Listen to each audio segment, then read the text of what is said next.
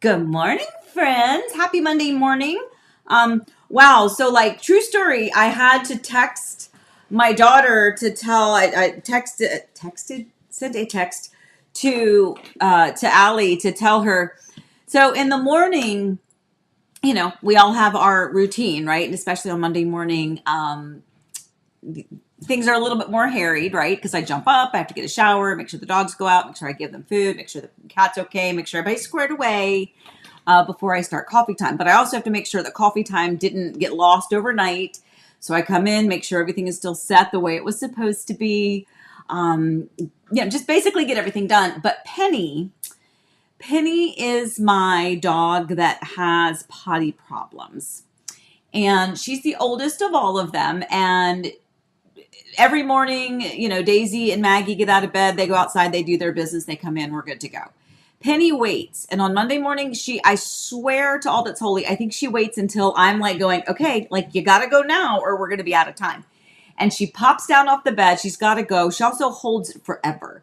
So she runs out the door. She's struggling. And I'm like, I got to start coffee time. You need to hurry this up. So we made it. Like literally, I popped in here and there was like, I think there was 15 seconds before I had to push start. So I'm here. You're here. Hope you had a good, weekend. I hope you had a good week last week. Let me know. There's this giant hawk, which we're going to get to later when we talk about critters, but it is circling. It is like, not a bluebird. It is just a giant beast of a beautiful bird. But anyway, it like keeps catching my eye because it's so big. And it's just like circling. I hope that's not a bad sign. Is that a bad sign? Ooh. I didn't think about that. Anyway, hope you had a good week. What did you do? Did you spread some kindness? Did you have a wonderful monumental thing? Did you have some struggles? Anything you want to talk about or share with us? Any celebrations? What was last week? It was President's Day on Monday. So I'm sure some of you had the day off. So just tell me what you did while we're zooming in. Good morning, Mr. Daryl. I didn't get to see you, but good morning, Daryl. There you are. So let's see. Anybody else pop in that I didn't get to say hello? Glasses, Amy, glasses. Right here. I did clean my glasses. I didn't realize how dirty they were. Actually, they're still kind of dirty. Hold on. My sister Jennifer gave me this stuff called Koala. I don't know. It's a good eyeglass. Let me clean them right here in front of you. I'll just do that. Now, I know this is not what you're supposed to do, but all I have around me is a tissue. Yes, I keep tissues near me, not just because I'm, runny nose or something, but the tears, they come. Anyway, all right. Good morning, friends. Let me see. Do I even have all my stuff? Okay, yeah, I got my glass of water. Got my little Disney mug. I'm all prepped and ready, I think. I don't know. Let's see. Susan says, I love your backdrop and outfit. They really compliment your eyes. Aw, thank you. Thank you. That's really sweet. My mom was really sweet one day. She was, I don't think she watches this live. I think she might fiddle around and find it later and she'll watch it. Sorry, my apologies. Yeah, if you hear Jason Mraz randomly start singing, it's because all of my ringtones are a Jason Mraz song. We'll talk about my obsession with him another day. I'm too old to have that obsession anymore, so I don't publicly advertise it anymore. But anyway, so if you hear randomly somebody singing, it's my cell phone. So I'm sorry. Let me turn them off real fast. Just the ringers. Okay, cool. All right. What was I saying? Oh, I was going to say something. I don't remember what it was, but anyway, I hope you guys had a good week. So tell me what you did. Let me pop in and see what's happening over here. Talking about the weather. Yeah. So Sydney says, shut down only essential vehicles on the road since 9 last night. Wow, that's interesting. Oh, I know now what I was saying. My mom just actually said my eyes were really blue with this backdrop behind me. I I see what you're seeing, but I don't see what you're seeing. You know what I mean? You probably don't, because that may not have made sense, but I don't look at my eyes. I look to make sure that like everything is positioned okay. Let's see. Oh, Sydney, Saturday night celebrated my bestie of 47 years, Dad's 95th birthday. Lovely party Saturday night. Oh, that's amazing. Well, happy birthday. That's amazing. 95. Wow. That's, you know, um, no one knows when it's their time, right? There's a lot of longevity on the female side of my family. My granny, my nanny, meaning my grandmother, my great grandmother, my other grandmother, my mother, like everyone. What's going on with my hair again? Um, they all, well, my mom is still here. Obviously, she's still kicking. She's doing a great job. But both of my grandmothers and my great grandmother that I remember as a child, well into their 90s, like high 90s. So, God willing, I got some time left, but I hope I can be as active and as aware and as alert as both of my grandmothers and my great grandmother were well into their mature life. My granny, I used to say, my dad's mom, Elsie Mae, by the way, my dad's mother, we called her Granny, Elsie Mae. She was just as smart as a tack. She had these brilliant, bright blue eyes. She had had a stroke, so she was in a nursing home for a while, and then as things happen, money may run out, so she goes back to live with her daughter, my aunt, and but you go visit her, and boy, all of the children and grandchildren and great grandchildren, and she remembered names, birthdays, like the whole thing. She was just so super smart. So anyway, so happy birthday and happy 95th. That's amazing.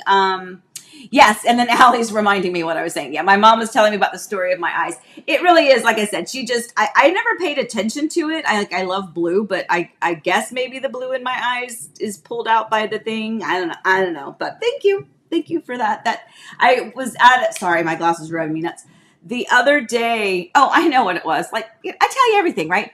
I went the other day, the lady that does my hair, doesn't do eyebrows, and the lady that used to do my hair did do eyebrows. So I hadn't had them done in a while. Ladies, right? Now I don't have really big eyebrows anyway, and I'm older, so it's not like it's a big problem. But I went the other day, and I was like, okay, I finally need to do this. And I told the lady, I said, before you say anything like negative, or just understand where I'm coming from, it's been a hot minute. And but I told her, I said, the only thing I like about myself anymore is my eyes. Everything else that I used to be okay with physically, that's all gone by the wayside. I'm like, well, the legs are gone, the calves are gone, arms are gone. It happens, right, as you get older. So I was like, well, my eyes are the only thing. So maybe I should go back and get the eyebrows done. Anyway, so no big deal. But thank you, Allie, for reminding me, because part of the other things that goes is your mind. All right, let's see what else we got. Oh, Melody said the grandkids did a sleepover. How fun is that? I can't wait for the day when Easton and Elsie are old enough that, there's a scenario in which they could come have a sleepover at Mimi's. That is like my dream. I cannot wait. That would be awesome. So what'd you do? Oh, wait, she said, and it's snowing again. Yep. Okay. All right. Well, that's a lot going on. Well, we have a lot to talk about today. I'm excited about next week's topic. I'm already on to next week because I'm really excited about it. So next week, I think we're going to do a full topic, potentially, I don't know. So about spring cleaning and everything involved in thinking beyond the snow, right? Beyond the blizzard, beyond the snow, beyond the piles of it that's heaped up on the sides of the streets for some of you where you live. But once that thaws and goes away, the beautiful rebirth of spring and the flowers and the warmer weather and the birds and all of those things. And then the things that, how we can, clean and purge. And, we touched on it one week, and I was like, you know what? And plus there's just some fun things I wanted to share with you. So that's next week. But this week we have a lot of good topics. So let's go into our topics for today.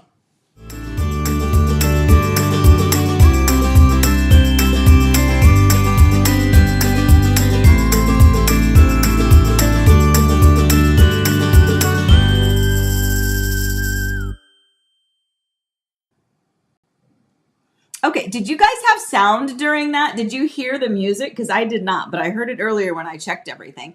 So let me know if you heard the sound on the brewing bump. If you did, that's great. Elizabeth, yes, I know. It'll be a while before Elsie will do that. Well, just shush. You don't need to tell me that. That's fine. Just let me live in my little dream. And Melody says it is the best. Anyway, okay, so our topics for today, forever home or stepping stone, and what to consider when you're thinking of purchasing a home, whether it's going to be that forever home or whether or not it is going to be just a stepping stone. Okay, good. Thank you, Elizabeth. Yes, yes, yes, yes. That's so weird. I didn't hear the music at all. So that's fine. As long as you're getting the sound, I'm good to go. The second topic is going to be the emotional side of real estate. Things that people don't really talk about sometimes, and a lot of things that people just push aside. We'll talk about that. And then we doing another this or that. I had so much fun when we did that before the holidays, when we were kind of doing like the holiday themed this or that. And I love that because I love you guys being able to interact with coffee time. And, it's just fun. I get to learn a little bit about you, and it makes me think differently sometimes. Plus, it's good information, right? It lets me know more what clients that are looking to buy are looking for, things that they prefer versus things that they don't feel are necessary. So we have another one of those as our last brewing topic for today. So, okay, good. I'm glad. Yay. All right. You guys got the sound. That's really good. I'm happy you're getting, I don't know why it stopped, but as long as you can hear me, we're good to go. Okay. Let's go to the first brewing topic, which is forever home or a stepping stone. And what I mean by that, obviously, it kind of is common sense, is the home that you're looking for intended to be. Now, granted, excuse me. Do you hear that cough? I don't know what that deeper part happened. I'll cough, and then there's like that deeper piece of it. I don't know what's going on. Anyway, all right, forever home or stepping stone. So if you're looking to purchase a home, is the home that you're intending to purchase, or is the home that you're purchasing intended to be your forever home? Whether you're starting a family and you want to grow your family and raise your family throughout those walls, or is it that this is the last home and so at this point it's going to be your forever home, whatever that may be, or is this considered a stepping stone? And obviously a lot of us have purchased homes knowing that it's not going to be our final spot, right? That it's like, okay, well, when Eric and I got married, our first home together, well, it was an apartment, but our first home that we purchased was a townhome, and we knew that was going to be like a 3 to 5 year, home for us. And knowing that at the time, interest rates being what they were, us being a young broke couple, just trying to make it. I had just opened my dance studio, so I wasn't really making any money from that. And although I had it for many years and still never really made any money from that, but that's okay. My heart was really rich. But young couple starting out in life, had our first townhome, and we knew that was just going to be like a 3 to 5, maybe a 5 to 7 year pit stop or a stepping stone for us. And so that was great. So, by the way, when you know that, financing should come into play as well. Like, for instance, in that one, we did one of those adjustable rate mortgages with the balloon, but we knew we'd be out of there. So it was helpful to us at the time. I'm, again, not a lender, so you talk to your lender about that. But for us, it was a stepping stone for sure. And then we went to our next home, which when we purchased it, candidly, I thought it was going to be our forever home. That was the home where, Elizabeth and Dawson both came home from the hospital in that house. Forrest and Alyssa both were in the townhouse after they were born. And I thought that would be our forever home, and things change. And then, of course we've moved, but everyone's life story has those types of scenarios.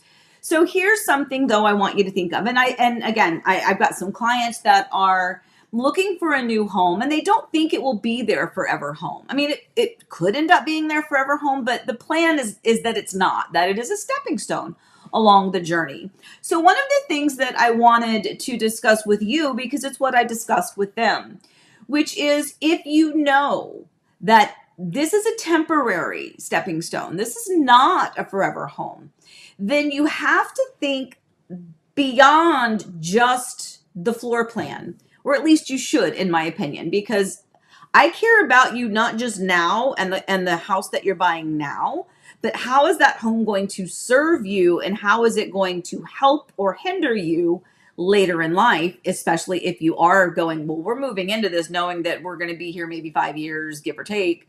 Then let's make sure that we're picking a home that 5 years, give or take, is still going to prove to be a good investment for you.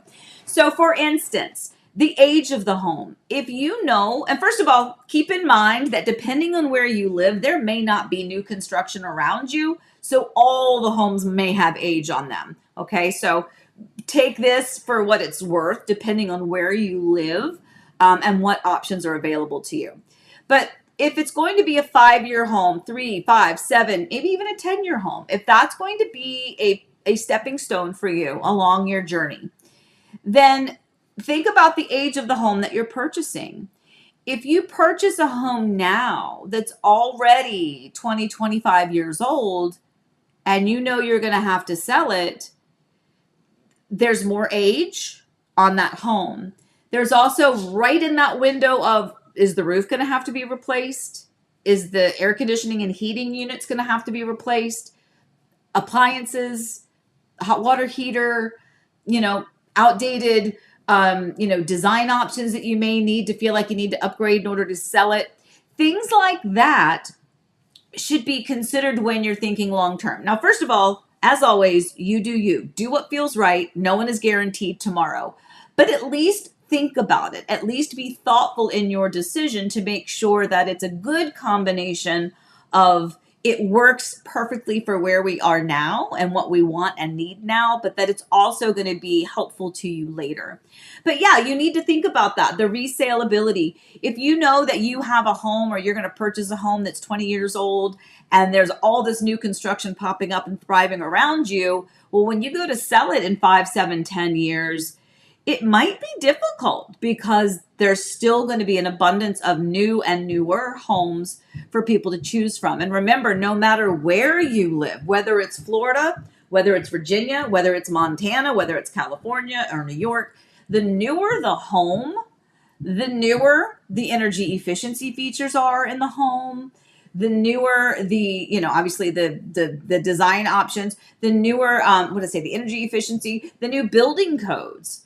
Building codes, we've talked about that before. So the newer the home, I'm not going to say newer home, the better, but can be.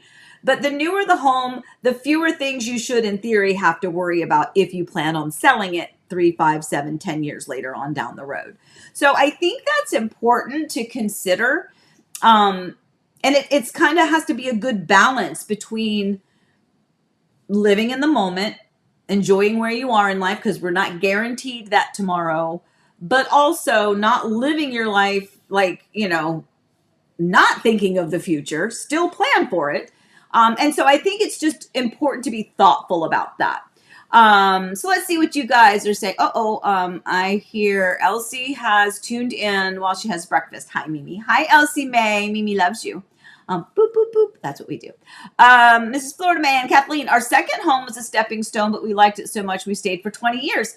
That can happen too. Exactly. So one of the things that we told our children when they were getting their first home was that it may not be their forever home, but does it have longevity if everything goes terribly wrong and you don't have the funds with which to go bigger later? Like, does it have enough bedrooms for you to have the children that you want and grow the family the way that you were hoping to? Even if kids have to share rooms instead of having their own room, as long as that home will have some longevity potentially, if warranted, then that's fantastic. But yeah, I mean, our only stepping stone that we knew we were going to have was that townhouse. But to be honest, we were just so giddy with love and excitement for our life and where we were. And Eric and I had each other. We had these, in our townhouse, 2 amazing, beautiful babies, and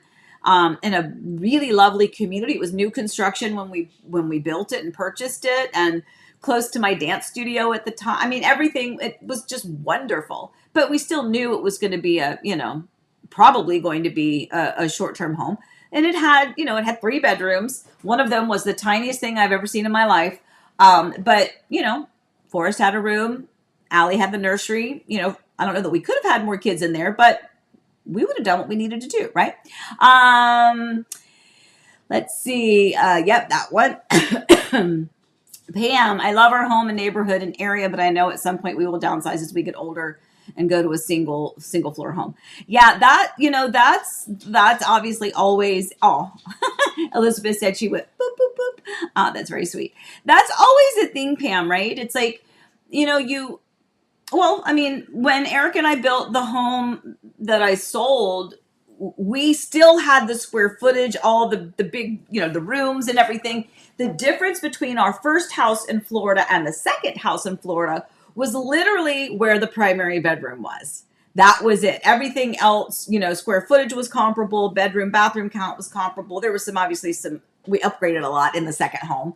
But it was the main thing for us and our livability was that the primary was on the first floor. So Eric and I knew that whole first floor, if that was our forever home, if life didn't do what it did, our plan was that was our whole first floor. Once Dawson moved out, not rushing him, right? Once he graduated college, once he was out and launched and on his own, his room, which was basically a little studio suite apartment, it was a bedroom with a sitting area, with a wet bar and a beverage fridge and his own bathroom and his own garage door entrance to his own single car garage. Yeah, I know he was spoiled, right? But, our thought was, well, once he's gone, we will probably make that our heart and home office. Like we'll put everything in there and kind of make that our own, real estate place. So yeah, I mean, plans can go awry, but that, that's a thing too, is to think about where that bedroom is. But yeah, I mean, I think it's just really important I always tell people to be thoughtful about, obviously you're spending lots and lots and lots of money, but as to whether or not this is going to be a stepping stone. If you're like, I have no plans on staying here forever, obviously making sure that the home still accommodates you because you just don't know what's going to happen. But also think a little bit ahead on, if I have to sell this, what is that going to look like? If you're buying a home now, let's just as an example, let's say the roof is going to last, let's just say 25 years. Okay, the roof is going to last 25 years. Big expense, right? Let's say it's 20 grand for the roof. I don't know, just saying. Okay, that's probably about right. So, let's say you buy a home now, knowing it's going to be a short term, 5 years for you. And you buy that home and it is already 17, 18, 19, 20 years old. Well, chances are before you leave the house, you're going to have to replace the roof, or when you go to sell it, the roof is going to be an issue in the sale of it. And if the roof is at the end of life, you won't be able to get homeowners insurance for that property. The buyer won't be able to get homeowners insurance for that property. And therefore, you're going to have to come to some agreement with the roof and how that is going to work. So, you think about that. Like, are you going to have an extra $20,000 for the roof? And what if the AC unit goes kaput because it's been on its last leg for a while now, and now a buyer comes along and the inspection says, I'm surprised it's still working. Well, a buyer's not going to want to buy a home with a roof that's at end of life and an AC and a heating unit that's barely working. They're going to need those replaced as well. So you can see where financially that could be a problem later on. And that's the last thing you want when you're going to sell your home and you're thinking about that next piece of your life's puzzle, is to go, what am I going to do? And, candidly, my mom, although she's not looking to sell her home, but, her roof needs to be replaced. And, and it was sad and sweet all at the same time when I was talking to her recently that, when she bought the house that she's in, the roof, she's already replaced the roof once, but it needs to be replaced again. And she's like, I didn't expect to still be living to have to deal with that. And that is another thing as we all get older, is not discounting the longevity of our lives and making sure that we have been thoughtful about whatever decision that is. Okay. You know what? I have noticed that I belabor a point. So you guys can help me by just, commenting, next topic, Amy. I'm just kidding. Don't do that. That would hurt my feelings. Anyway, okay. Good. Good morning from behind Levi Stadium. Good morning. We purchased our house brand new over 27 years ago. We'll be paying for a new roof before we sell. Exactly. And, again, if you think it's your forever home, these are things that you as a buyer of any age, whether you're a new first home buyer or whether you've been down this road several times, whether this is a stepping stone or whether this is your forever home, you still have to understand that those big ticket items are important, and you have to make sure that you have a contingency plan for them. You can't just go through life not knowing that, oh, I didn't think about the fact that one day I thought I could just patch a hole. Well, no, you probably are going to have to get the whole roof replaced at one point in time. And sometimes when they go to replace the roof, they see that there's some wood rot, and then that has to be done. So it can snowball, my friends. But yeah, so be careful. And he says, I'm 69 years old. Wow. Okay, excellent. I love it. Well, your picture doesn't look like you're 69 years old. All right, guys. So let's go on to our second topic, which is, what is our second topic? Oh, the emotional side. Yeah. So we touched on this a little bit, but this is a little bit different. This is more about, people often think about real estate, and I will say a lot of realtors do this. Realtors, many of them are really about the transaction of real estate. They just want to find you a house. They want you to contract. They want it to close, and they want their commission. And there's nothing wrong with that, by the way. That's sales, right? That's sales. And that's wonderful. I do not fault anybody for that. I feel like what I do is more service. I mean, it's sales, I guess, in a sense, but I'm not trying to sell you on a specific house. I'm trying to service you and help you find the home that works for you. And then as we talk about it, not only with the emotion, I mean, it is a financial decision. And there are a lot of people, whether you're a new first-time home buyer or whether you are now downsizing and using the last bit of your retirement, investments to kind of look at what you have left to spend and how best to use that. So it is more than just a financial decision. Certainly, that's the number one thing it is it's financial. Can you afford it? How can you afford it? That's part of it. But it's to me, it's a transaction, or it's not a transaction. It's about transition for you. Again, whether you're like, oh my gosh, we're starting our family. This is fantastic. Or, wow, our family is growing and we've got 4 kids and this is just heaven. I never expected all the laughter and the fun and the love and the house and the soccer and the dance and the music and the this and the that. And you're in that part of it.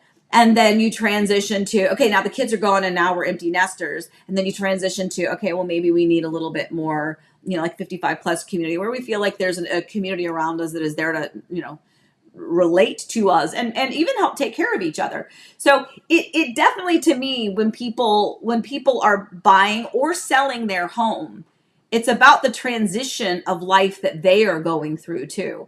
Sometimes it can be divorce. Got a few of those right now. And that is emotional. Not only is there, I'm not divorced, but, not only is there the emotional side of that, whether it's a regretful, reluctant divorce or whether it's a very heated and angry divorce, both are emotions. So you've got divorce, you've got loss, the loss of your spouse, the loss of your child, the loss of your mother or father or sister or brother. Loss can facilitate the need to move, which is clearly an emotion. Sometimes it's not even your house that you're selling. You're selling your mother's house, or you're selling, your children are selling your house. Like there's emotion involved. Illness, right? Sometimes people are sick and the house does not accommodate them anymore.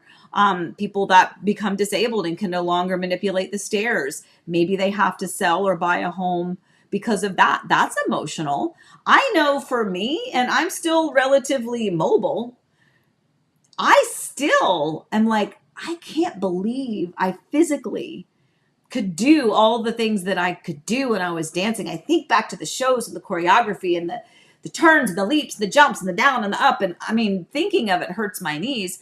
But imagine when you are ill, whether physically or mentally, as things deteriorate, how that emotion sits with you as to why you need to either buy or sell a new home. There's emotion there. Financial change, okay? Maybe you were a two-income family and now all of a sudden you're not, whether it's by divorce or whether it's by loss. All of a sudden you don't have what you used to have because you don't have that second income. Maybe you lost your job.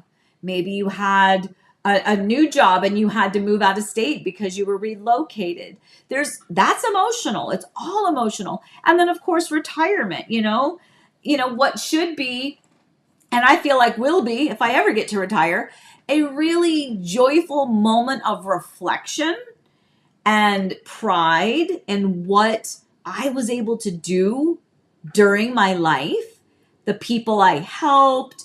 So I think retirement for me would be a happy time. It would allow me time to give back in other ways and to volunteer and to just scatter joy as little small ways that I can. That's my goal for retirement. That's emotional.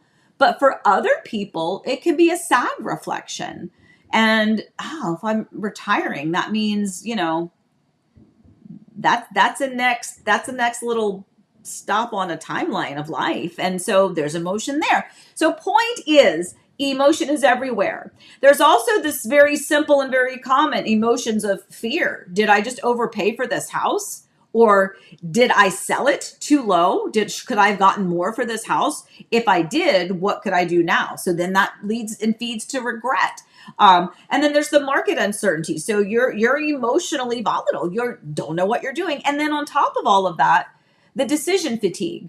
If you are a buyer specifically, as you're out there in this buyer's market that we're in, and you're out there and you're looking at homes, multiple homes, you're seeing, 5, 6, 7 homes, and this one has that, but that one has this, and this one costs that, but that one's offering this.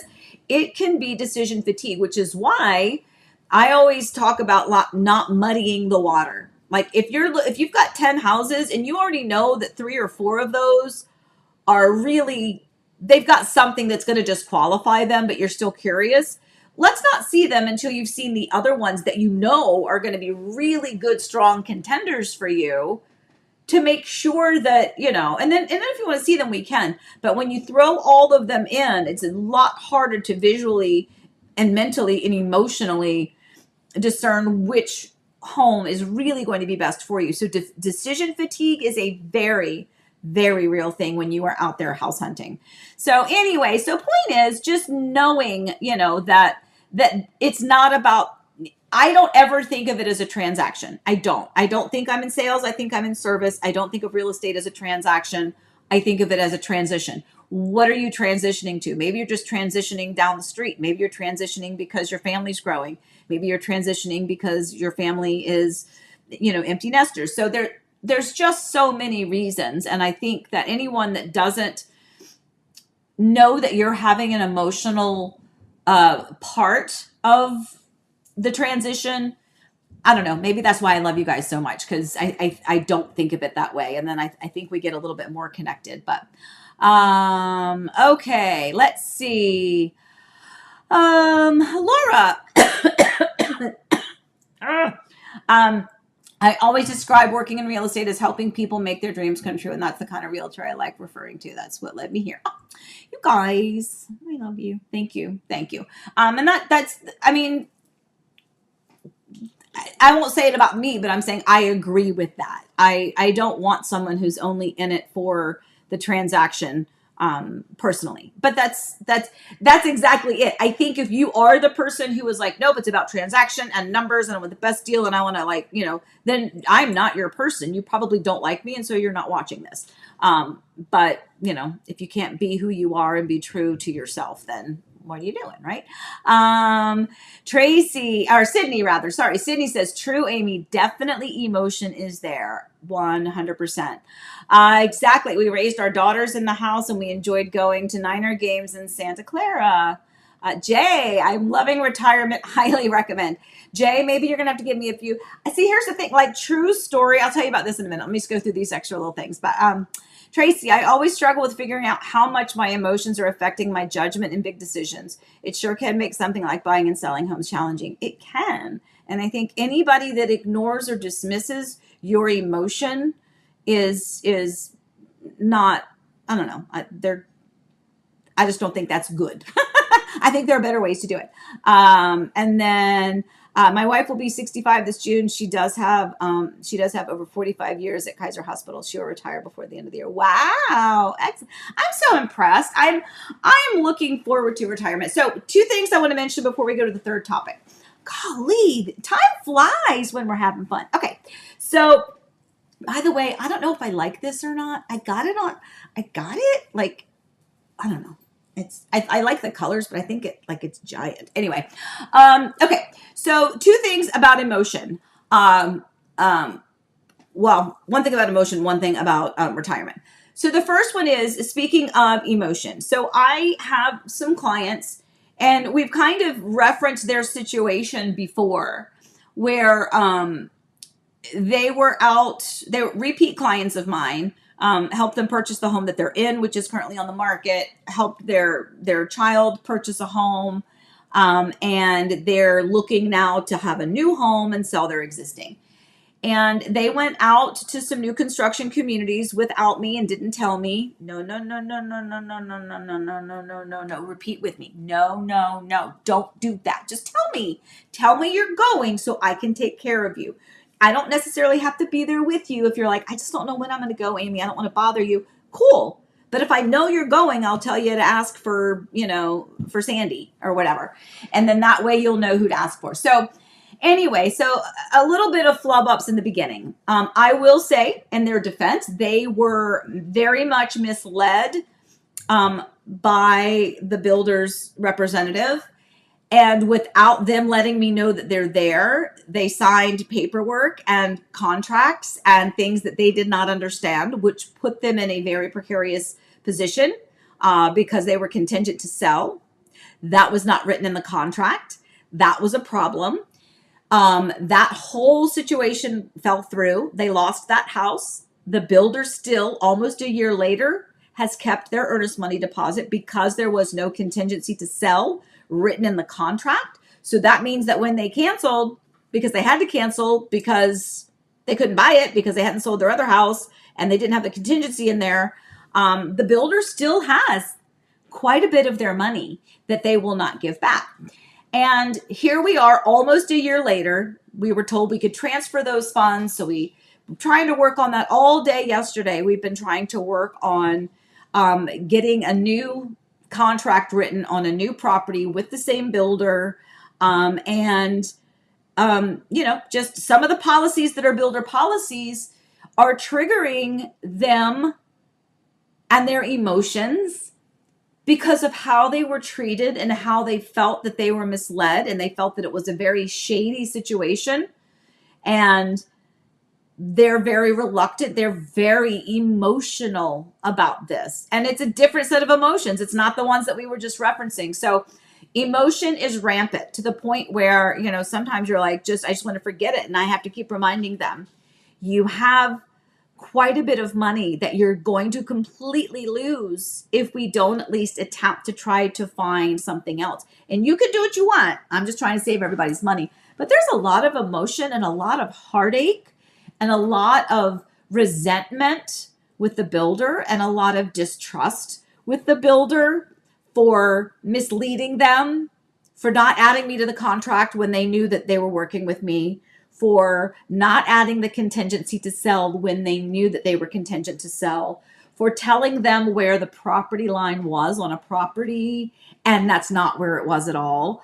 And, lots of things kind of here and there. So emotion plays a part. The other thing, and I'm going to go real quick about retirement and retiring and like Social Security. So I went to a free seminar a few weeks ago because candidly, I was not prepared for Eric to pass away. I wasn't. And I don't think we ever are, but I certainly had not I did not know enough about a lot of things that I probably should have known about, just as a human, as a citizen of the United States. I should have known how our Social Security works.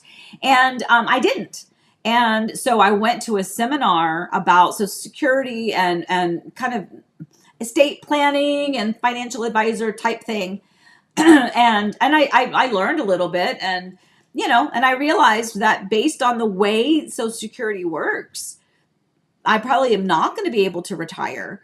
And, that is very emotional for me.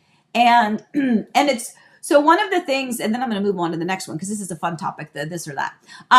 One of the things, and I don't know if you know this or if you're aware, but I think that everyone, if you are, I'm 58, okay? It doesn't matter where you are, by the way. If you're 22 and you're watching this, you need to know and you need to plan. You've got more time to take care of yourself than I do. For those of you that are watching, if you're anywhere near my age, anywhere in your 40s or above, like for instance, I didn't realize that like Eric passed away. He passed away right after he turned 56 years old. Birthday, December 7th, turned 56. January 8th, he passed. He had just turned 56. So he had more years of work and earnable income to contribute to the Social Security. And I, as his widow, was like, well, do I get his Social Security? I didn't know. And the answer is yes, I can draw his Social Security, but not until I'm 60, which I'm fine. I'm in real estate. I'm good. I'm fine. I'm not worried about me financially. But what I worry about is the money that he put in for anyone. What if you are a single mother out there and your job, not a single mother, let's say that you are now a single mother, you're a widow, right? And you've got children. Well, I guess you've got dependents, so it's probably a different story. But point is, Social Security is a little bit confusing. And not only if I drew his Social Security when I'm 60, that limits then how much I'm able to earn. And I don't think that's fair. But Eric worked for that. So anyway, I went to this seminar.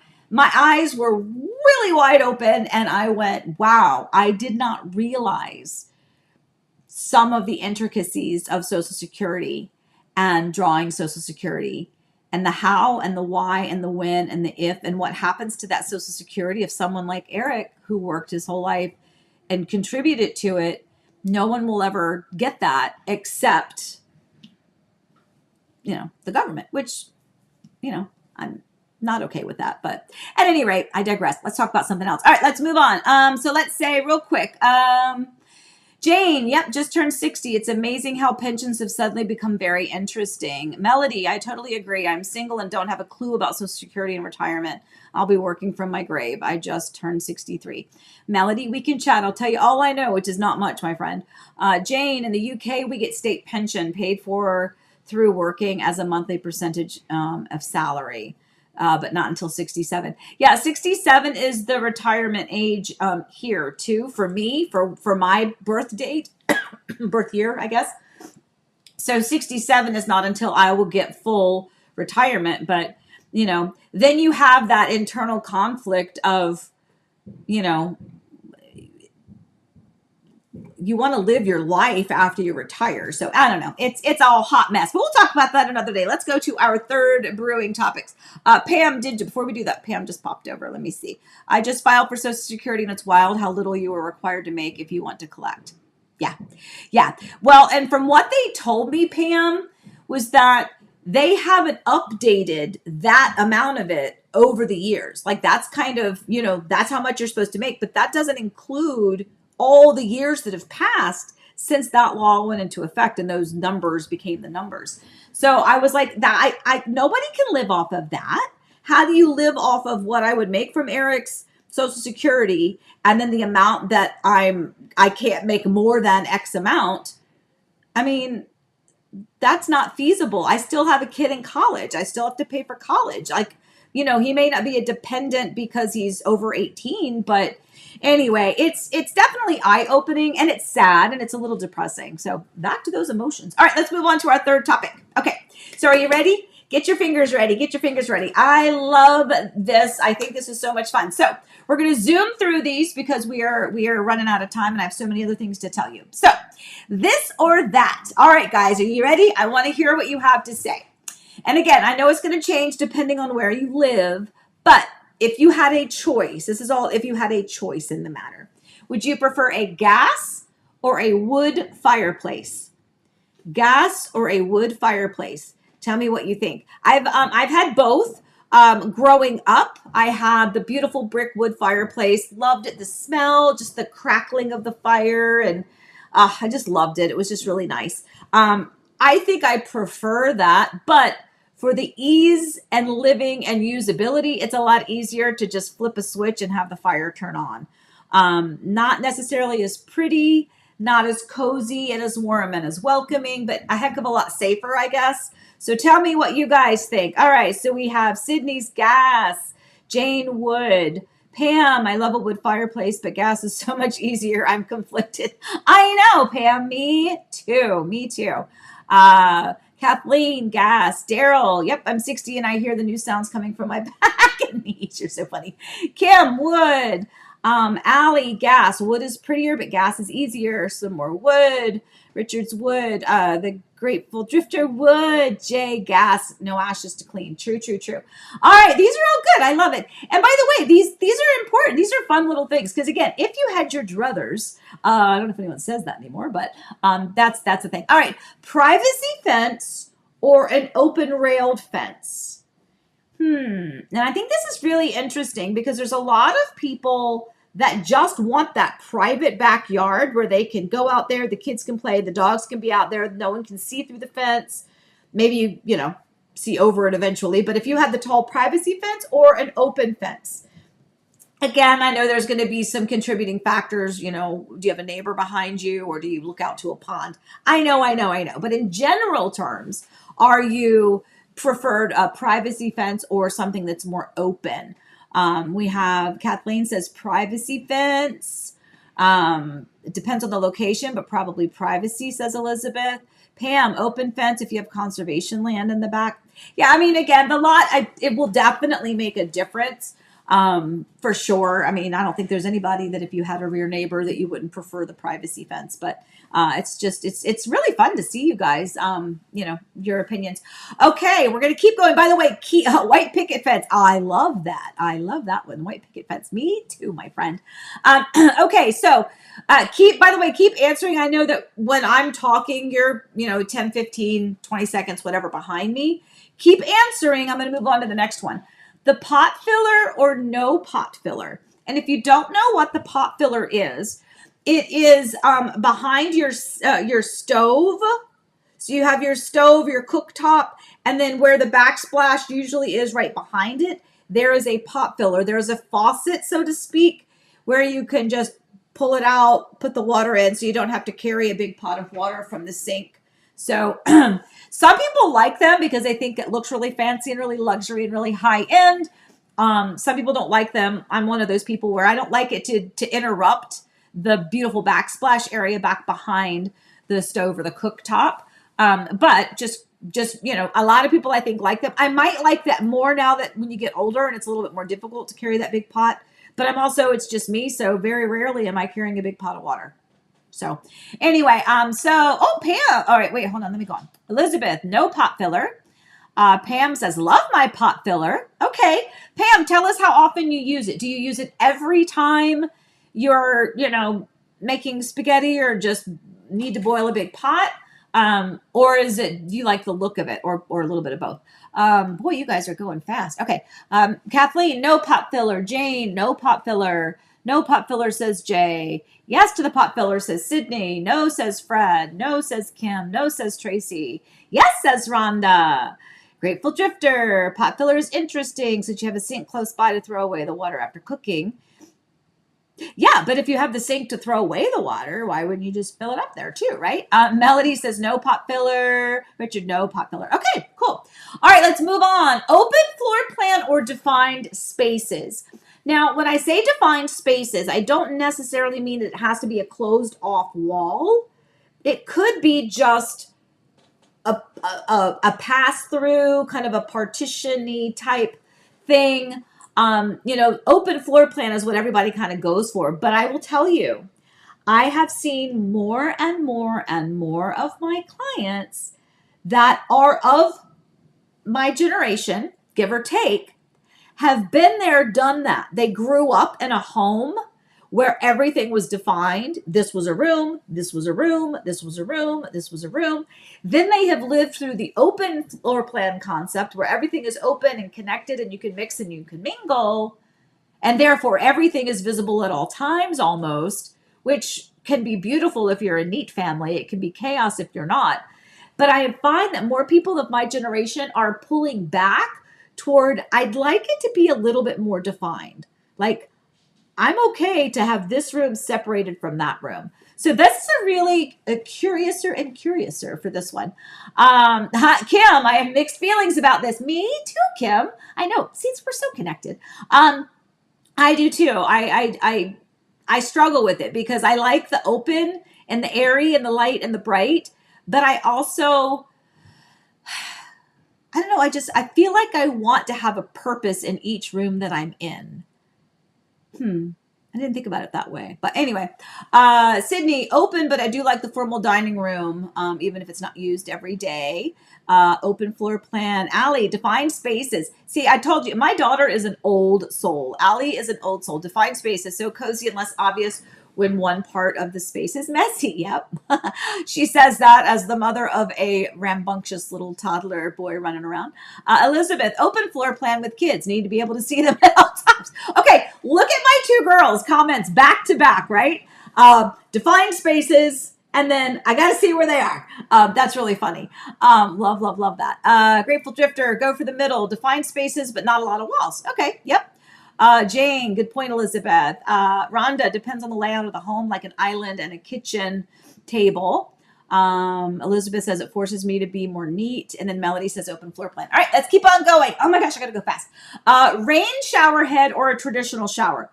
And this is, and I'm, by the way, I'm gonna zoom through these. So as I go a little bit faster with prompting you, please keep typing them in. The rain shower is the circular shower. It's up over top. It comes down from the top of the ceiling and the water comes down this way. Okay. I don't like that. When I shower, I want to be able to put my head back and I don't like the water dripping all down everywhere, especially when you've got long hair and lots of soap and shampoo and stuff. I don't want that. So I am a no rain head shower person. I am more of a traditional shower. Doesn't mean you can't get a new shower head that maybe is bigger, and they can give you a wider range of water, but I still like it coming from the back or up at an angle, not directly above my head. So tell me about that. The showers. Also, primary bedroom or primary bathroom, tub or no tub.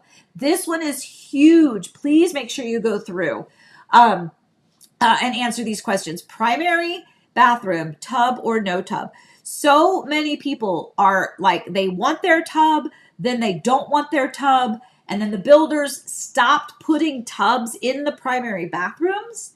And now all of a sudden people want tubs again. So it's kind of a hot mess. So what are your thoughts on having a tub in the primary bathroom? I feel like I never used the tub. Baths just kind of creep me out a little bit. I've had baths before, hot water and you're soaking and whatever, but I don't find a bath relaxing. But Eric had migraines, and for the longest time, he would have to get in the bathtub in complete darkness and try to let the migraine leave. And so, we've had both. We've had the tub and the shower, and we've had just the big shower with no tub. So good one. Kitchen cabinets, light and bright, or do you want the warm and cozy wood tones? So kitchen cabinets, do you want white, harbor gray, light gray, just kind of the lighter, the off-white, the antique white? Do you want the lighter, brighter cabinets, or are you more inclined for the wood, warm, the deep, rich tones of wood that are a little bit more darker and cozy? Again, seeing lots of different trends. And by the way, in the darker tones, we're going to include things like the navies and the greens. So if you're like, well, I really don't want the wood color, but I would like a darker, richer, deeper color, you can include that in the warm and cozy. Okay, I'm going to give you a second while I take a sip of water. Okay.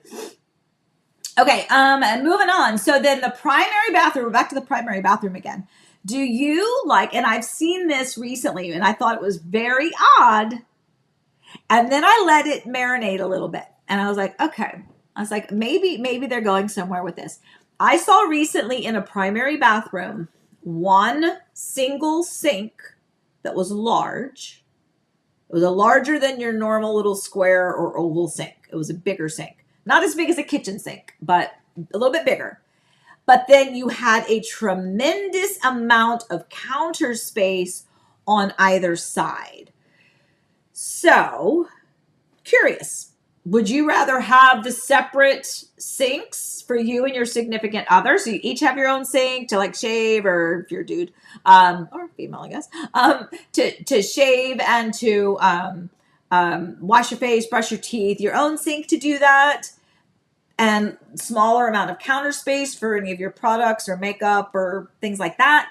Or would you rather just share the same sink, one sink to clean, and then you each have a lot of counter space for either decor or for, again, products and things that you might need to have out on the counter? Oh, I love it. You guys are good. Just keep going. I can't wait to go back and read all these. Okay. Two more. Laundry closet or a laundry room? You may think this is a no-brainer, but I've had people mention lately it's such a task that they would rather just open up the bifolds, do the laundry, take the tub or the laundry basket, put it in the room, put the clothes right up. They feel like, this is a very good statement that they made, and I had not thought about this. They felt like in a laundry room, when there was more space for more laundry baskets or a folding counter, that just gave them another room to clutter up. And I had not thought about that. So laundry room or a laundry closet. I think I still would like a laundry room. I have to tell you, I went from at our previous house, we had a really big laundry room. It had the dog bath shower in there. It had another little storage cabinets and shelves, and I had the laundry sink and more cabinets and shelves. It was gorgeous. It was big. But I don't know that I needed all that space, but now mine is much smaller, and I do struggle with, I wish I had a little bit more space in here. So yeah, interesting. Laundry room or laundry closet. And then here's my last one. Kitchen island. Now, most of the new construction homes that you see in and around anywhere that's building new construction, most times you're going to see the kitchen island is where the sink is placed. But there are some floor plans where the sink is on the perimeter of the kitchen and the kitchen island is a smooth, unobstructed surface. So I think I would probably, because every time no, that's not true. Our house in Yorktown, our sink, we had an island that was just an island. It was tiny. Oh boy, it was tiny, but I loved it. Tiny island, and our sink was on the perimeter. But in both houses, all the houses in Florida, they all had sinks in the island. And so that's a new thing too. I think if I could choose, I would rather have the sink on the perimeter, maybe with a window above it so I could look out to something, as opposed to being on the kitchen island, but that's just me. Let's see. Laura, nothing on the island, nothing. I love you. That's exactly right. Allie, I love a sink under a window, but I don't mind a sink on the island, especially when it makes the sink close to the stove. That's true too. Good point. Tracy, kitchen island either depends. If a window with a view is on the side counter, then having a sink located there is quite nice. Kim says without. Sydney, island with the sink directly across from the stove. Yeah, that is where most of them are. So they're creating that triangle, right? Jay, I like the sink on the perimeter under a window. Nothing on the island, sink on a window. Yeah, agree. Melody, kitchen, island, no sink. I've always dreamed of a window. Oh, over my, me too. Well, maybe we should all just get together and we'll just build our house the way we want. Fanny, hi Fanny. Without a sink, my current one has it on the island, and I hate the water mess my kids make all over it. Yep, Rhonda, without a sink, sink with a window works.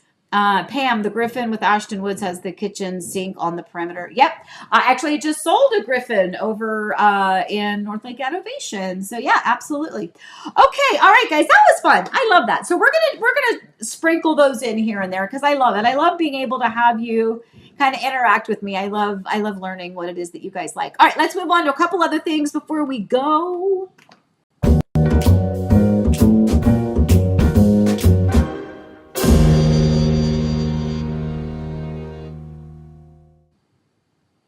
Okay, a big congratulations to Forrest, my son, who you might know is a data analyst for years. He also did crunching the numbers for us when we had that segment, which we would still do. We just haven't had time to do it. But he has now passed the Florida Real Estate Appraiser exam. So he is now training and finishing up that licensure, which is absolutely fantastic.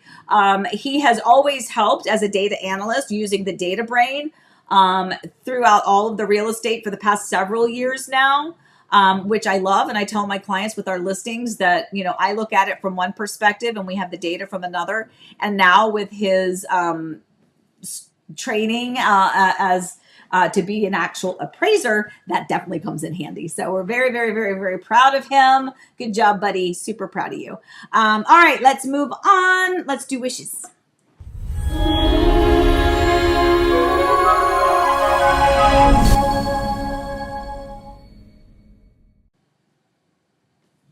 Okay, Jeff and Angela are closing this week Thursday, I believe, on their beautiful new big DR Horton home. Jeff and Karen were on here last week and we said fingers crossed. Well, guess what? Fingers crossed again. Hopefully next Monday I've got some decent news. If not, we'll take them off and we'll put them on when we're ready. Nikki and Dan are officially out there looking, got them into a new construction, looking at that yesterday, and now they've got some good thinking to do, some decisions to make on their part. But love that. Thank you, Daryl, for that referral. They are absolutely adorable. Love them. All right, let's keep going. Let's see. Scoop.